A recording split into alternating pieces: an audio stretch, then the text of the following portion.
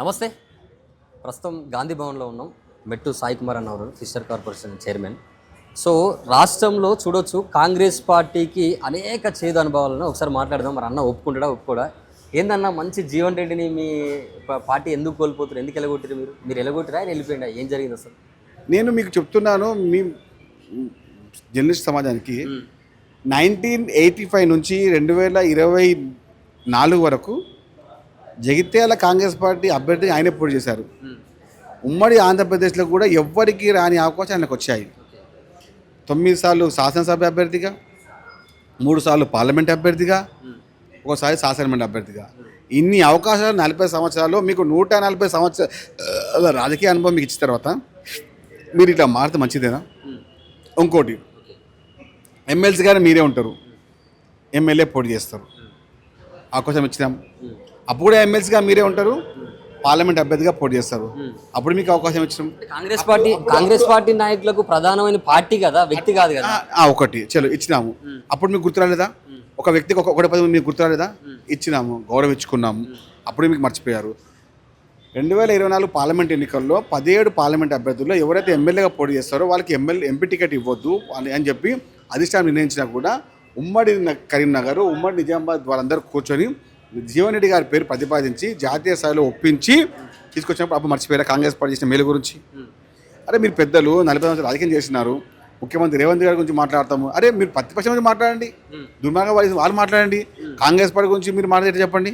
కాంగ్రెస్ పార్టీకి మీరు ఇచ్చిన గౌరవం ఏంటండి? ఇది ఉమ్మడి ఆంధ్రప్రదేశ్ తెలంగాణలో ఎవరికి రాని అవకాశాలు, ఎవరికి దక్కని గౌరవము జీవన్ రెడ్డి గారు తగ్గింది. అది నిజమా కాదా మీరే ఎంక్వైరీ చేయండి.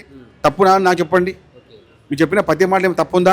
మొన్న మున్సిపల్ ఎన్నికల్లో ఆయన వర్గానికి కూడా మీరు సీట్లు ఇవ్వలేనటువంటి పరిస్థితి, మొత్తం ఎమ్మెల్యేకి సపోర్ట్ చేసిరని ఆయన డైరెక్ట్ బల్లగుద్ది చెప్తుండే. బీఫామ్లు ఇవ్వడం జరిగింది, వ్యవహారం చేయడం జరిగింది. కాంగ్రెస్ పార్టీ బీఫామ్ ఇస్తే కాంగ్రెస్ పార్టీ అగెన్స్ట్గా పోటీ చేయడం జరిగింది వాళ్ళు. అయినా కానీ మేము మాట్లాడలేదు, గౌరవంతో ఇచ్చి మాట్లాడాము.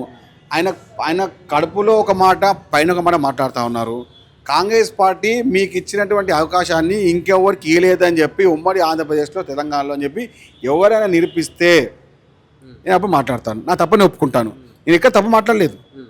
మీరు చూసిన ప్రతి మాట 85, 89, 94, 99, 2004, 2009, 2014, 2018, 2023, అదేవిధంగా 2024 parliament, 2007 Karimnagar parliament, 2008 Karimnagar parliament. అంటే దాదాపు 14 సార్లు కాంగ్రెస్ పార్టీ బీఫామ్ మీకు ఇచ్చినప్పుడు కాంగ్రెస్ పార్టీ ఇచ్చిన గౌరవం మర్చిపోతే ఎట్లా?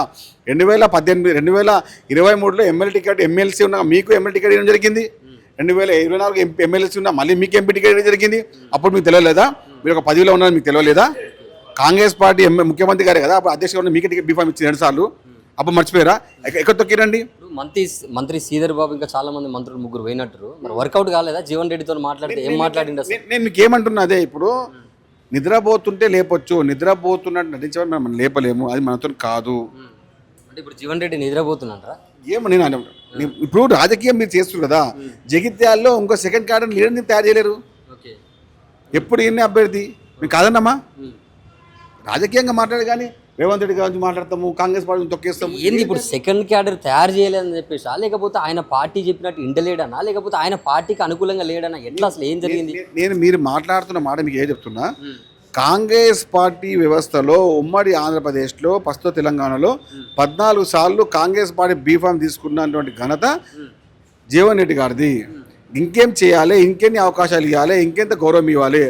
ఏఐసిసి మెంబర్ ఇచ్చాము, పిఎస్సి సభ్యత్వం ఇచ్చారు, పొలిటికల్ అఫైర్స్ కమిటీలో ఇచ్చారు, ఇంకేం కావాలి? రాష్ట్రంలో కాంగ్రెస్ పార్టీ జీవన్ రెడ్డి గారిని నెత్తిన పెట్టి చూసుకుంది. అంటే ఇదంతా రాహుల్ గాంధీ నుంచి వెళ్ళి పై దాకా పోయిందా? మరి ఈయన పార్టీని వీడుతున్నారు అనే విషయం మొత్తంగా తెలుసు అందరికీ. వ్యవహారము వ్యవస్థ కాంగ్రెస్ పార్టీ ఏం చేస్తున్నదో మొత్తం.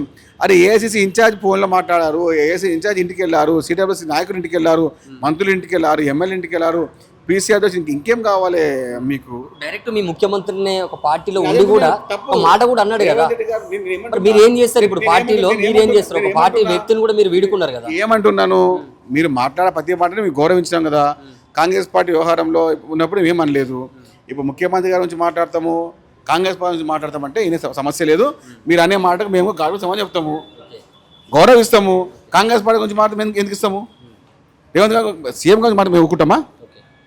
రేవంత్ రెడ్డి గారి గురించి మాట్లాడినా, కాంగ్రెస్ పార్టీ గురించి మాట్లాడినా ఎవరైనా మా ఒక్క మాట ఫైనల్ క్వశ్చన్, ఎమ్మెల్యే పైడి రాకేష్ రెడ్డి అసెంబ్లీలో ఇప్పపు సారకు ఇంద్రమ్మ పేరు పెట్టారు అని చెప్పేసి ఒక మాట అన్నాడు, దాన్ని ఎట్లా చూస్తారు? అదే వాడొక అవలగాడు, వాడిని ఆరుమూర్లోనే బట్టలు ఉరికిస్తామండి. ఓకే, పక్కా.